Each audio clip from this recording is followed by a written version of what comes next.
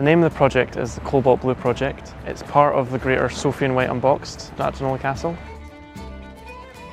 The aim is to recreate one of the most beautiful gowns in Dunollie's textile collection, which dates from the mid-19th century. We're sticking to the original shape of the dress, so it's still loyal to it. It's our own spin on it.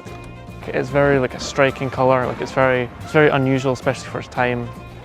The design is more of the original, whilst the fabrics themselves are very much of the 21st century, and we've got some completely random mix of fabrics. We've got sequins and faux leather, we've got Harris tweed, we've got printed cotton, all kinds of things really, because it's quite a melange of different fabric types.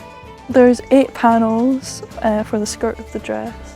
A lot of our fabric's donated. One of the panels is dyed. We dyed it properly in the buckets of dye, then rinsed it with cold water and hung it up, and then did it again. And that's what will be seen in one of the panels of the dress.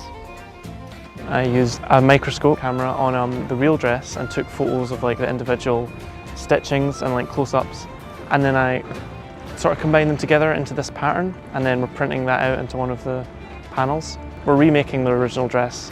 We're still using an element from it in our new version of it. One of the main purposes of the project is to not use electricity. We don't want to make any environmental impact at all. So the team have learned hand sewing skills, and we've also learned to use a Victorian treadle machine. I didn't really know how to sew before this. I'd done tiny bits. Sewing an 8-panel dress, it does feel a bit intimidating, but Flora does help a lot. Going from having no idea to making a whole dress, it is a lot, but I learn a lot, and I've been doing a lot of practicing.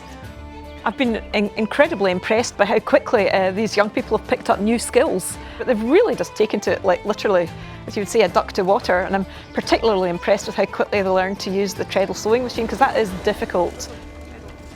So I'm making a soundscape to go along with it, to go in the exhibition. I'm using different combinations of natural things, I'm using wave sounds, I'm using sounds of the wind, and I'm also using sounds to do with sewing, so I can kind of integrate that aspect into it. It's been fantastic working with these really motivated and really creative young people who've showed up week after week and learned the basis of sewing. They've also learned quite a bit about fashion history, about all the different types of textiles and fibres. They've also done a textile dyeing workshop with Deborah Gray. So we've tried to take quite a holistic approach to this project. It's not just making a dress. I've learned a lot about fabrics. I knew nothing about that sort of thing before. And also it's just an opportunity to do something that I wouldn't normally do.